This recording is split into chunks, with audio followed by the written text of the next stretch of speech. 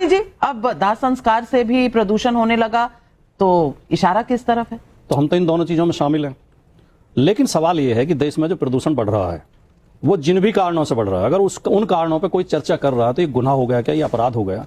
हम देश का भावनात्मक दोहन कब तक करते रहेंगे? देश को आस्था के नाम पर, परंपराओं के नाम पर कब तक कूपमंडुकता की ओर धकेलते रहेंगे? कब तक हम उन विषयों से बचे रहेंगे जो हमारे जीवन मरण से जुड़े हुए हैं?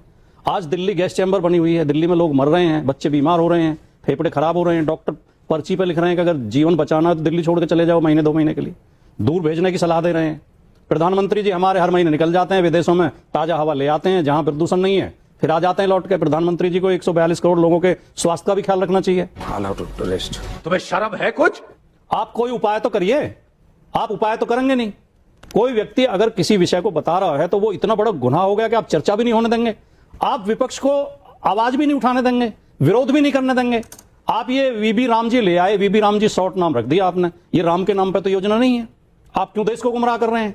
सवाल तो ये बनता है कि आपको गांधी के नाम से क्या नफरत है? आपने गांधी का नाम हटाया है, राम के नाम पे ये योजना नहीं है। ये विकसित भारत गारंटी फॉर रोजगार एंड आजीविका मिशन ग्रामीण, अब इनके अक्षर जोड़ के आप इसे राम से जोड़ना चाहते हो तो उस तरफ ही तो संजय सिंह का इशारा है। और मैंने भी कल एक डिबेट में बोला था कि इस तरह तो रावण और मंदोदरी का नाम जुड़ के भी राम हो जाता है। इस तरह क्यों आप लोगों को गुमराह कर रहे हैं? राम के नाम पे आपको रखना था, आप रखते प्रभु श्री राम ग्रामीण रोजगार गारंटी योजना। अगर कोई विरोध करता तो तब कहते आप राम का विरोध कर रहे हैं।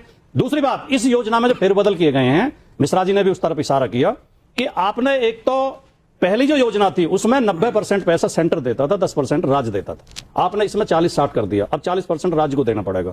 दूसरे पहले जो योजना थी उसमें गांव से जो प्रस्ताव पास होकर जाते थे उन्हीं पर काम होता था, अब प्रस्ताव पास होंगे सेंटर से। आपने सही में इस योजना का दम घोट दिया है, ये योजना थोड़े दिन में मर जाएगी, ये खत्म हो जाएगी।